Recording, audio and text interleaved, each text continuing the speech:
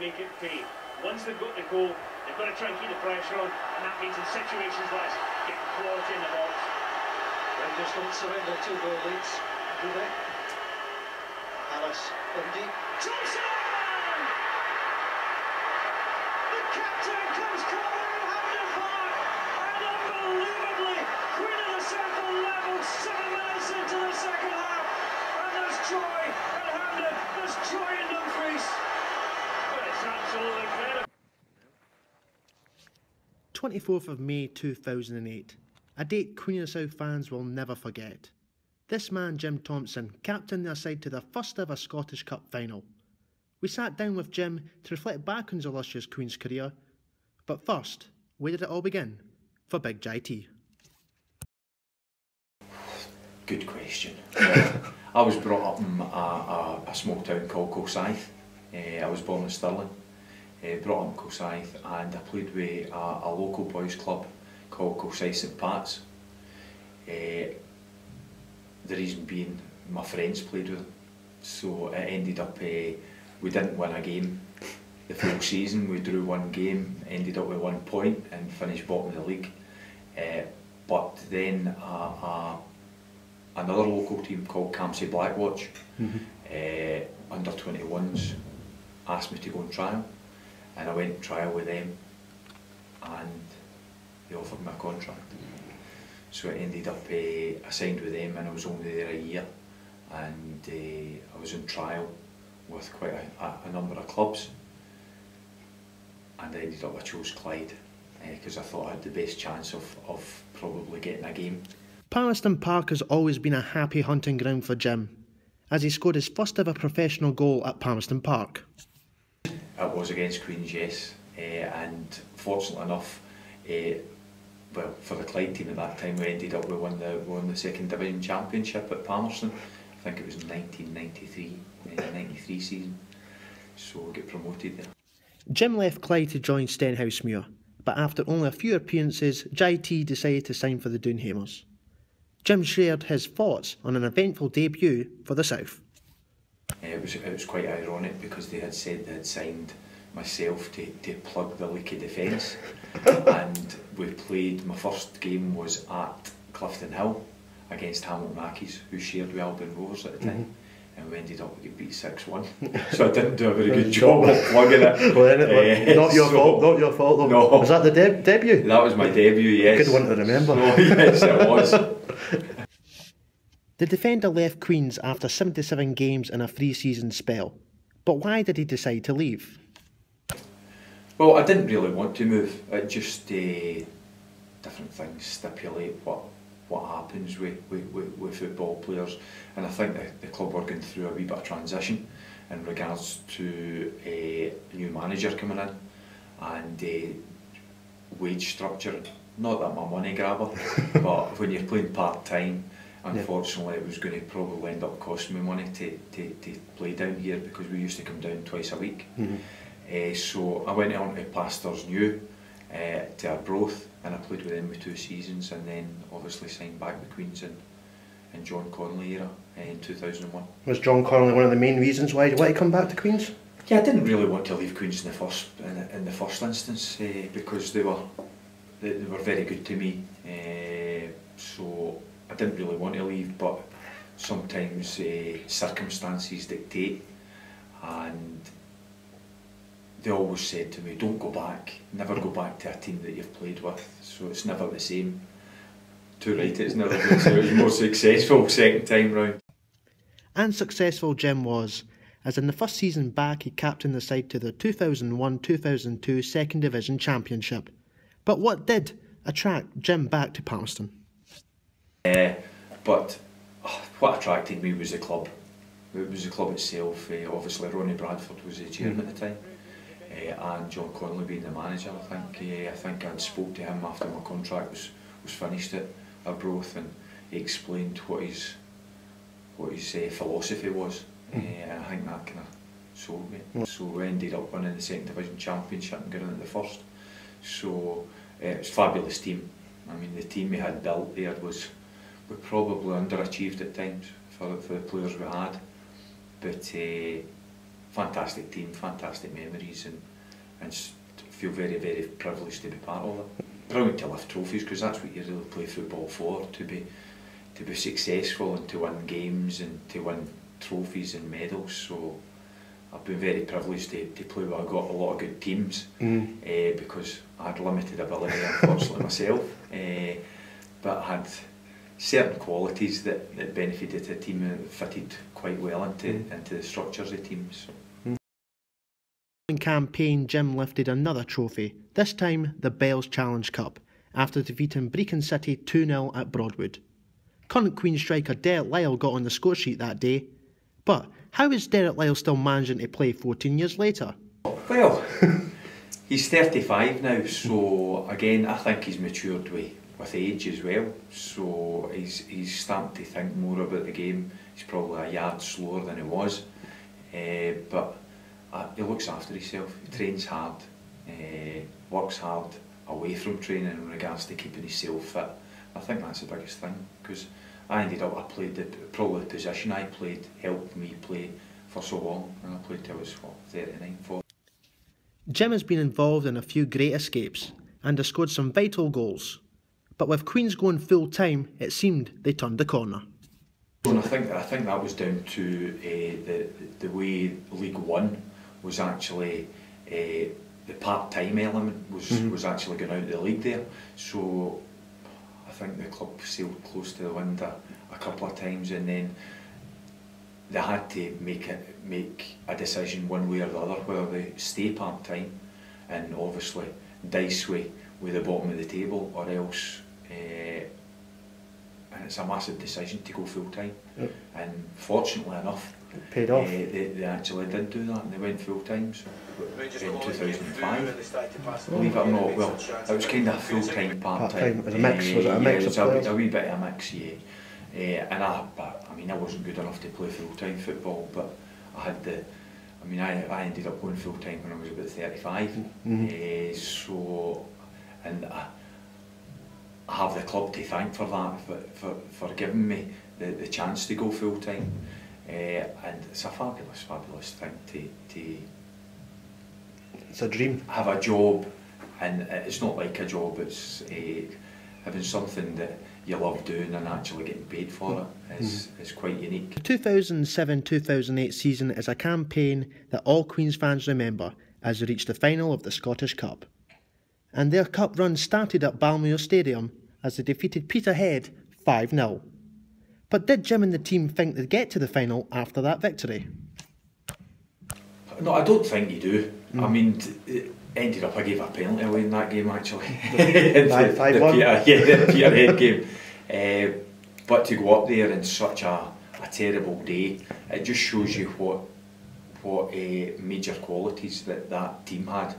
To be against the likes of Peterhead at Peterhead, which is a difficult venue at the best of times, and the way I think we applied ourselves and went about our job that day, I think after that there was a wee bit of belief in regards to we don't concede a lot of goals, but we seem to score quite a number of goals. That's when Dobby and Sean O'Connor was around popping in with 3 or 4. Two fabulous strikers. Probably the best you've seen in Queen's colours? Oh, definitely.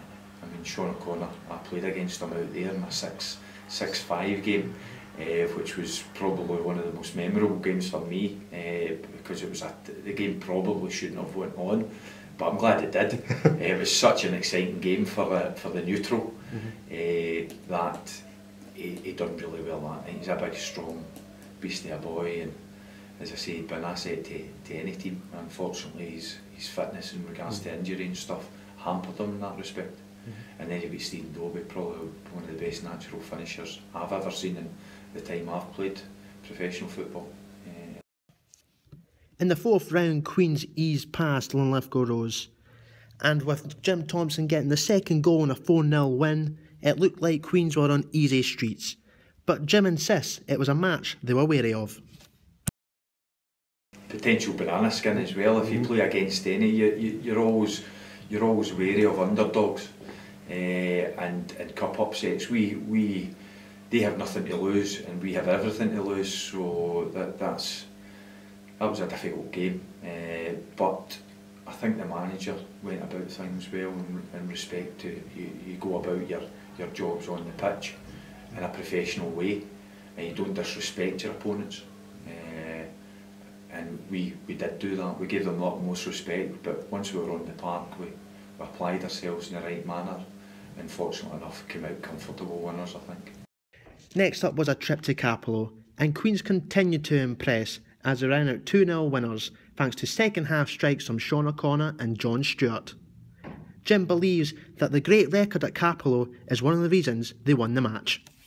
We've always had a decent record at Capello, so again I think going to the grounds you're more positive and upbeat if you have had a good record at Capello. And I think again it was a battle, but we ran out comfortably. We never looked although we were going to lose the game. I think that was the thing.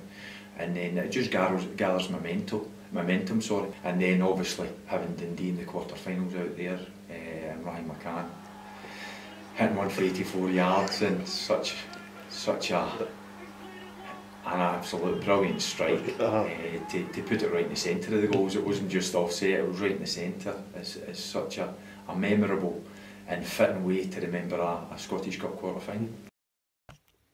The Doonhamers were in their first semi-final since the 1950s. They were drawn against Jimmy Calderwood's Aberdeen as they knocked out Celtic in the quarter-final stage of the competition. I asked Jim when the draw was made, did he believe that Queens had a chance to make the final? Well, I always thought that we had a chance against Aberdeen when the draw was made.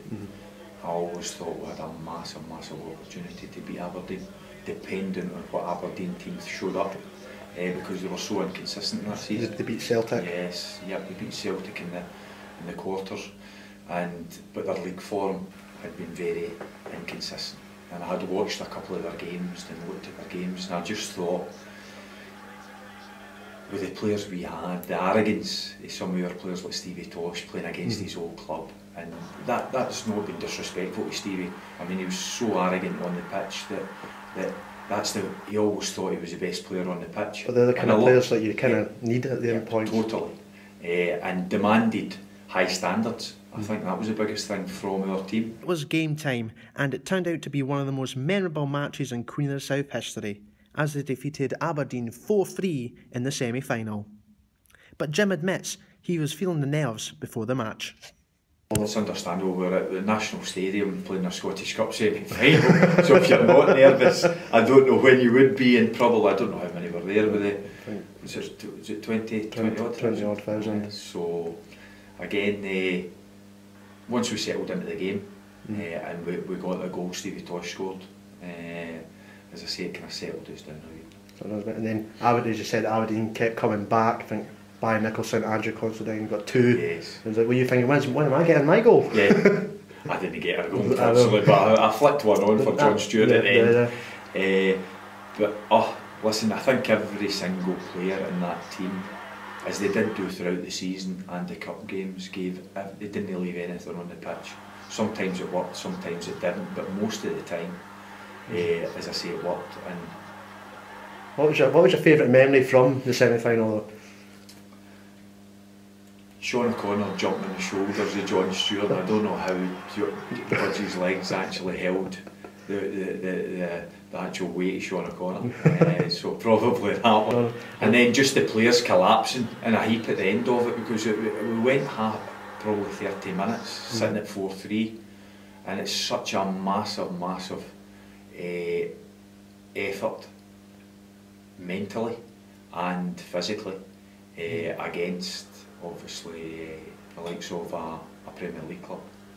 So the semi-final and the final is the most exhausted I think I've ever been, mentally and obviously physically, as I said before. And I don't think the players, we had a couple of beers and I think that was it. That was a bit of whack, yeah. Yep. So it is draining. Jim Thomson made Queen of the South history, as he is the first and only man to have captained the side to a Scottish Cup final. The Doonhamers had a long layoff as their last competitive match was a month earlier. And it showed, as Queens fell 2 goals behind to Rangers at half-time. And Jim thinks it was the month off that caused the problem. I think that was lack of game time. Yeah, after the month break, yes. basically, and Rangers, they might have been tired, but they still had match fitness as well. Going down 2-0 at half-time, what did Gordon Chisholm say at half-time? Well, quite a few people asked that, and he didn't actually go off his head. He just said, listen, we've not turned up, but the next goal is massive. Whoever scores the next goal, you could be on to, if Rangers score the next goal, you could be on to a 4 or 5-0 drubbing. But if we score the next goal, and we'll have to score it quite early, you'll see a change in respect to the game.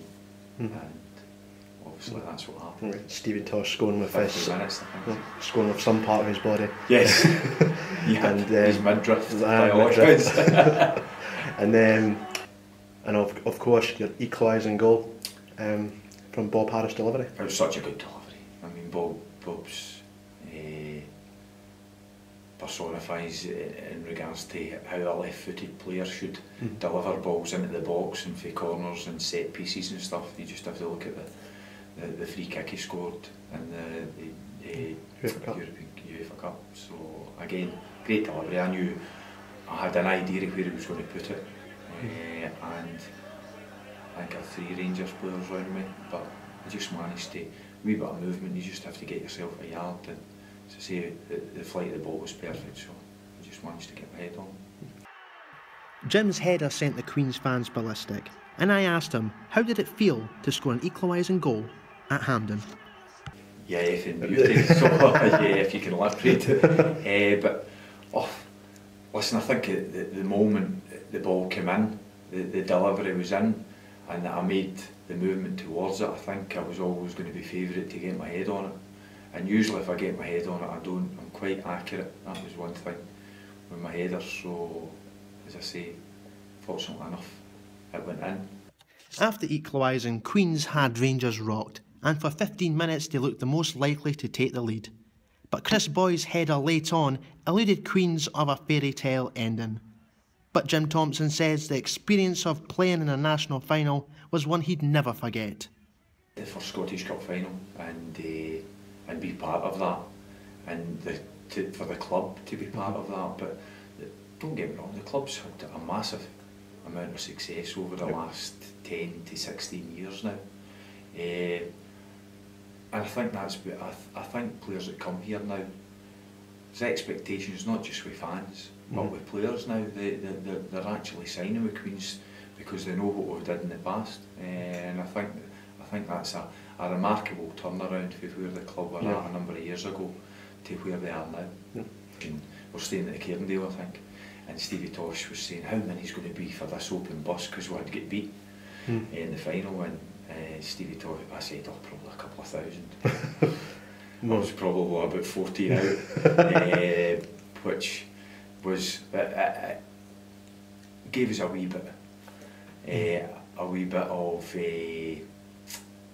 respite for defeat. But I could just imagine if we won it. So. If defeat in the Scottish Cup final was something of a disappointment, the prospect of playing European football drew excitement around Dumfries. Queens were drawn to face FC Nordsjælland, but Queens had to play their home leg at Airdrie as Palmerston failed to make a UEFA criteria. Queens lost 2-1, but Jim believes if the game was at Palmerston, it would have been a different outcome. We would have beat them at Palmerston. I think we would have beat them. I think it was a hindrance to our UEFA Cup ventures in regards to playing it at New Broomfield. I think it was at Excelsior, is it? I think it was New Broomfield. So it ended up, I think it was a bit of a hindrance, and then it was a waterlogged pitch. So again, the game probably shouldn't have went ahead. So unfortunately we ran out 2-1 losers in that game, and it's a massive ask to go away from home and score potentially two goals. Queens travelled to Denmark for the second leg and were followed by nearly 1,000 Doonhamers. But did Jim Thomson ever believe he'd play European football? 37, pushing 38 years of age, and I never ever thought that, never mind get to a Scottish Cup final and win leagues, that I would actually play in Europe or have the chance to play in Europe. And I don't think, I was so proud to be captain of the club at that time. So great group of players again, fantastic achievement. I get goosebumps every time I mention Queen of the South in Europe. So Queens had to overturn a 2-1 deficit, and they got off to a perfect start as Bob Harris fired home a fantastic free kick with a minute on the clock. But what did Jim think when Bob scored? I thought game on, but then you have to be very, very cautious from a certain time frame from scoring that goal that you don't concede. We didn't, but then there's got to be a part in the game where you've got to, one goal's not going to be enough. So I mean, you've got to do a final push and try and get another goal or another couple of goals. But unfortunately, we get caught in the counter-attack a couple of times. So, but I would rather go out like that than not giving it a go. I'm so proud of the supporters at this club because they support the club through thick and thin. And I mean, it's great for them to be rewarded in regards to cup finals, winning leagues and playing in Europe for all their hard effort, the money they pay to go to Copenhagen, and the money they pay every week to come and watch the club. So Dumfries and Galloway people as a whole, I have the utmost respect for in regards to supporters wise, because they pay their money every week, whether the product in the pitch is good or bad, and they keep coming back for more. After retiring, Jim has remained at Queen of the South and has had several roles at the club. Well, I deliver the community development, which involves going into schools, delivering to schools in regards to using football as a vehicle to deliver certain messages and get kids involved in physical activity. The football's the least important part, but then possibly to get them affiliated with the club. And then obviously me and my wife look after the commercial duties with the club as well, and myself and Eddie look after under 20s. So you've got a lot going on. But plenty going on, yes. But I'm very, very fortunate and very thankful that I've still got an actual job in football, because there aren't many jobs in Scottish football at the moment. So, and hopefully give something back to the club and something back to the community. After over 350 appearances for Queens and many memorable moments, Jim Thomson's name will always be familiar around Palmerston Park. Even though his playing career is over, Jim Thomson remains the heart and soul of Queen of the South.